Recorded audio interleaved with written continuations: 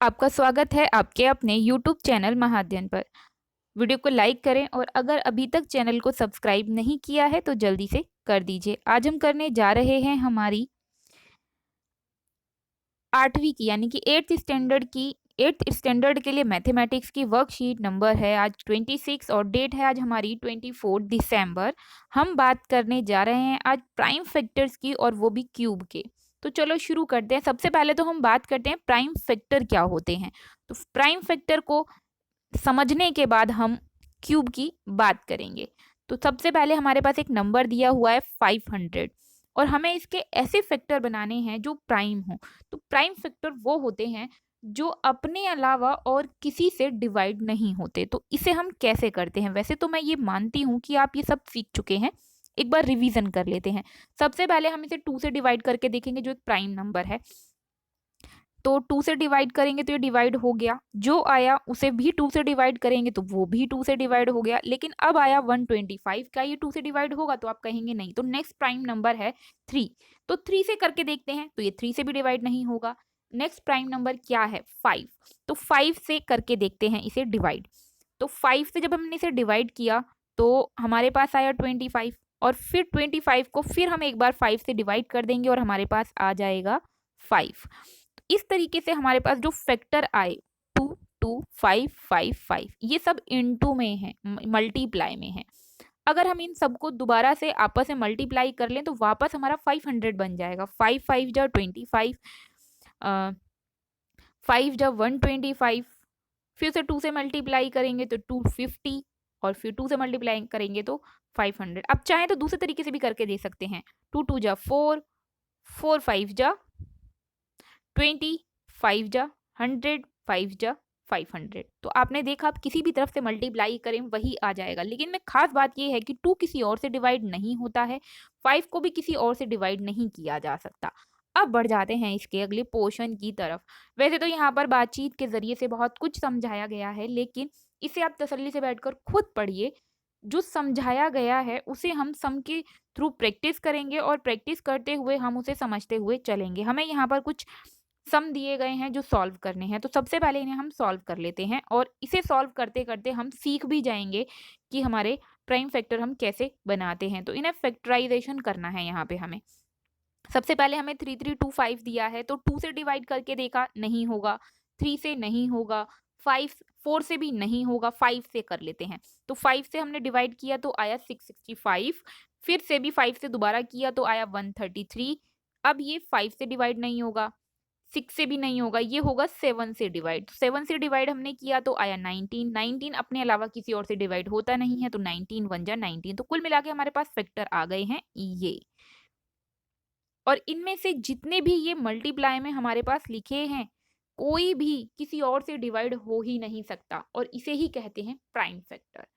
चलो नेक्स्ट कर लेते हैं 1728। पहले 2 से डिवाइड हो जाएगा 864, फिर ये भी 2 से डिवाइड हो गया 432, फिर ये भी 2 से डिवाइड हो गया 216, फिर 2 से डिवाइड हुआ 108, फिर 2 से डिवाइड हुआ 54, 2 से डिवाइड हुआ 27। 27 अब 2 से डिवाइड नहीं होगा, 3 से हो जाएगा। 3 9 जा 27, फिर ये 3 से दोबारा हो गया, फिर ये 3 से आ गया 1 जा। तो हमारे पास कुल मिलाकर ये सारे फैक्टर आ गए हैं। अब आप इन्हें लिख दीजिए, ये सारे प्राइम फैक्टर हैं, वो फैक्टर जो किसी और से डिवाइड नहीं हो सकते। ये मैं उम्मीद कर रही हूँ कि आप समझ गए होंगे कि हम इसे कैसे करते हैं। नेक्स्ट हमें 27 और 1000 दिया है, फटाफट से हम इनके फैक्टर भी कर लेते हैं। बढ़ जाते हैं अपने अगले सवाल की तरफ। 27 को जब हम करेंगे तो ये 2 से नहीं होगा, 3 से होगा। 3 9 जा 27, फिर 3 3 जा 9, 3 1 जा 3। तो फैक्टर आ गए हमारे पास ये प्राइम फैक्टर। उसके बाद हमें 1000 दिया था, इसे कर लेते हैं। ये 2 से डिवाइड हुआ 500 आया, 500 को 2 से डिवाइड किया 250 आया, 250 को 2 से डिवाइड किया 125 आया। 125 अब 3 से भी नहीं होगा, 4 से भी डिवाइड नहीं होगा, 5 से डिवाइड हो जाएगा। 5 को 25 आया, फिर 5 जा और 5 1 जा 5। तो कुल मिलाकर ये आ गए हमारे पास प्राइम फैक्टर। 2 टाइम 2 है और 3 टाइम 2 है और 3 टाइम 5 है। अब आप देख सकते हैं और समझ सकते हैं कि हम प्राइम फैक्टर कैसे निकालते हैं। अब बढ़ जाते हैं नेक्स्ट क्वेश्चन की तरफ और वो नेक्स्ट क्वेश्चन आज हमें कुछ और चीज़ें भी सिखा रहा है। वैसे तो फिर यहाँ पर बहुत सारी बातें लिखी हैं और समझाई गई हैं। मैं इसमें नहीं जाऊँगी, आप खुद इसे तसल्ली से बैठकर पढ़िए। मैं आपको सीधा जो सिखाया गया है उस पर ले चलती हूँ और उसे प्रैक्टिस करेंगे तो डेफ़िनेटली जो कुछ भी सिखाया गया है वो आपको आ जाएगा। तो सबसे पहले क्वेश्चन दिया है हमें कि इनमें से कौन से नंबर ऐसे हैं जो परफेक्ट क्यूब नहीं हैं। अब परफेक्ट क्यूब का क्या मतलब है सॉल्व करते हैं और साथ में देखते हैं इसका क्या मतलब है। मैं आपको साथ के साथ बताती हूँ। जब हम 216 के प्राइम फैक्टर बनाएंगे तो ये आएंगे प्राइम फैक्टर। अब इसे अब जब हम ठीक से देखेंगे तो 2 की क्यूब बन गई और 3 की भी क्यूब बन गई। अगर किसी नंबर को आप प्राइम फैक्टर में कन्वर्ट करते हैं, उसके जितने भी प्राइम फैक्टर्स हैं उनकी क्यूब बन जाती है तो इसका मतलब वो परफेक्ट क्यूब है। तो आप इसका आंसर लिखेंगे कि ये जो है ये परफेक्ट क्यूब है। मैंने शॉर्टकट लिखा है, आप पूरा लिखिए परफेक्ट क्यूब। उसके बाद नेक्स्ट करके देखते हैं कि क्या ये परफेक्ट क्यूब है। तो जब हमने इसके प्राइम फैक्टर बनाए तो हमारे पास जो प्राइम फैक्टर बने उसमें हम देखते हैं कि 2 3 टाइम्स है, एक एक्स्ट्रा भी है, 5 3 टाइम्स है और एक एक्स्ट्रा भी है। तो इसका मतलब 2 और 5 हमारे पास बच गए जो क्यूब में नहीं कन्वर्ट हो सकते। तो ऐसे नंबर्स जिसमें सारे नंबर परफेक्ट, सारे नंबर्स का क्यूब नहीं बन पाया, एक्स्ट्रा बच जाता है, एक्स्ट्रा है हमारे पास, तो इसका मतलब वो परफेक्ट क्यूब नहीं है। तो इसमें 2 और 5 रिमेन है, इसलिए ये परफेक्ट क्यूब नहीं है। तो आप लिख दीजिए नोट परफेक्ट क्यूब। मैंने यहाँ पर भी शॉर्ट में लिखा है, आप पूरा फुल करके लिखिए इसे अच्छे से। देन थर्ड देख लेते हैं। 7 to 9 दिया है, 7 to 9 के भी हम प्राइम फैक्टर बनाएंगे और हमने देखा कि ये 3 का एक क्यूब बन गया हमारा और 3 की भी हमने क्यूब बना ली। तो सारा हमारा ये बन गया है क्यूब में, तो ये भी हमारा परफेक्ट क्यूब है। इसी तरीके से आप टू टू हम जो है 2025 और 15,625 को भी देख लेते हैं, ये हमारे परफेक्ट क्यूब हैं या नहीं है। मैं इसके ऊपर से इंक इरेज कर देती हूँ पहले, ताकि आपको काम करते हुए प्रॉब्लम ना हो। और उसके बाद हम नेक्स्ट क्वेश्चन कर लेते हैं। अब बढ़ जाते हैं आगे की तरफ। ये मैंने इरेज इसलिए नहीं किया है ताकि आपको करते हुए थोड़ा आसानी रहे और समझने में भी दिक्कत ना हो। इसे भी इरेज कर ही देते हैं, आप समझ ही चुके हैं। अब बढ़ जाते हैं आगे, तो फटाफट से इनके प्राइम फैक्टर बना लेते हैं। इसके प्राइम फैक्टर बनाए तो ये बन गया हमारे पास 3 का एक फैक्टर, ये 3 एक्स्ट्रा बच गया और 5 भी हमारे पास 2 टाइम है। 5 भी हमें एक 1 टाइम, इसकी रिक्वायर हमें 1 टाइम थी, मतलब मोर 1 टाइम थी, वो तो हमारे पास है नहीं। तो इसका मतलब ये भी बच गया और यहाँ पर एक और 5 होना चाहिए था, इसका मतलब ये भी हमारी परफेक्ट क्यूब नहीं है। तो आप लिख देंगे कि ये परफेक्ट क्यूब नहीं है। अगर मैं आपसे पूछूं कि इन्हें परफेक्ट क्यूब बनाने के लिए क्या करना होता, तो आप कहते कि इसमें एक 5 को और मल्टीप्लाई होना चाहिए था और यहाँ पे 2 टाइम 3 और होना चाहिए था मल्टीप्लाई में, तब हमारा ये परफेक्ट क्यूब होता। लेकिन फिलहाल हमारा ये परफेक्ट क्यूब नहीं है। तो अगर हम इसे परफेक्ट क्यूब बनाना चाहते तो हमें इसे 3 3 और 5 यानी कि 3 3 जा 9, 9 5 जा 45, इतनी चीज़ों से हमें इसे मल्टीप्लाई करना पड़ता, तब ये परफेक्ट क्यूब बनती। लेकिन फिलहाल तो ये परफेक्ट क्यूब हमारी बनी नहीं है। नेक्स्ट कर लेते हैं और एक बार बढ़ जाते हैं आगे की तरफ।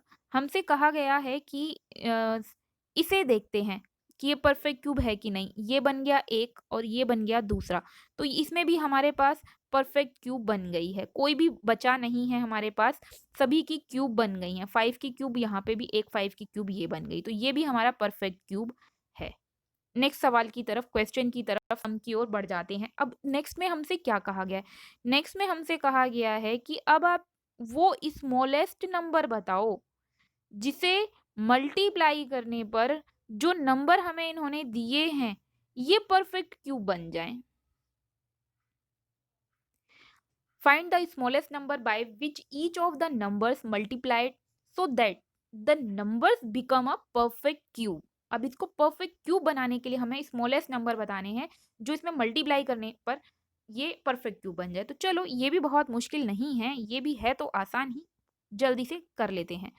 तो करते क्या हैं हम, करते सिर्फ इतना है कि जल्दी से इन्हें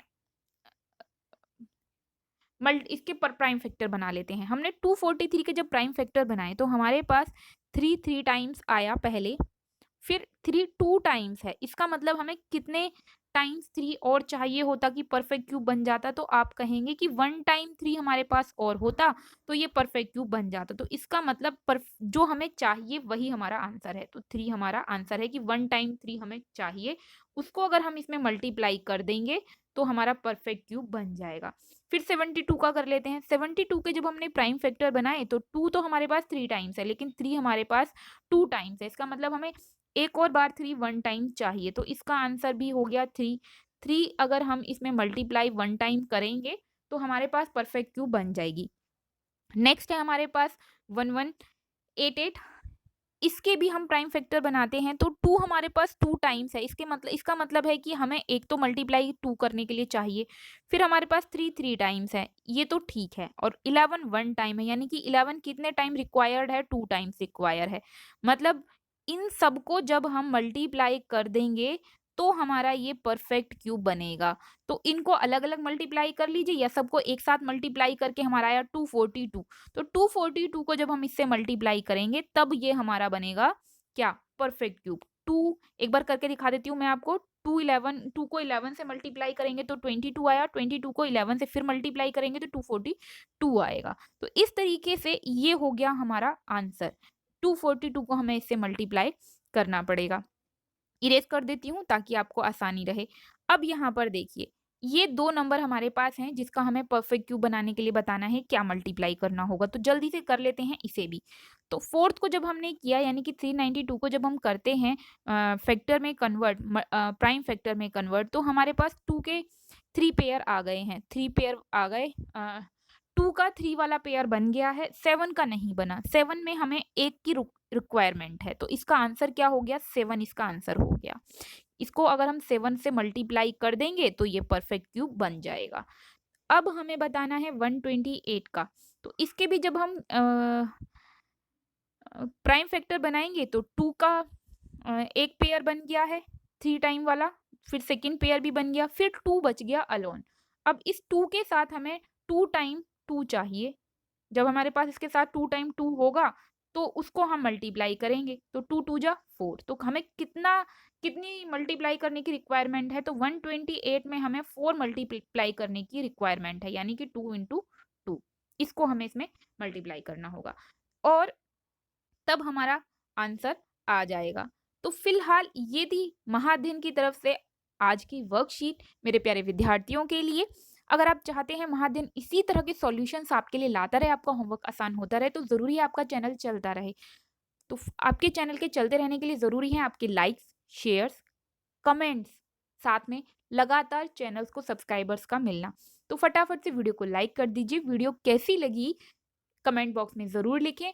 हो सके तो फ्रेंड्स के साथ शेयर भी करें और अगर आपने अभी तक चैनल को सब्सक्राइब नहीं किया है तो जल्दी से कर दीजिए। आपकी वीडियो के ठीक नीचे लिखा हुआ है सब्सक्राइब रेड कलर से, उसे क्लिक कर दीजिए। क्लिक करते उसका कलर चेंज हो जाएगा और वहाँ लिखा होगा सब्सक्राइब। फिर मिलते हैं ऐसे ही वीडियोस के साथ, तब तक के लिए स्वस्थ रहें, खुश रहें, नमस्कार और धन्यवाद।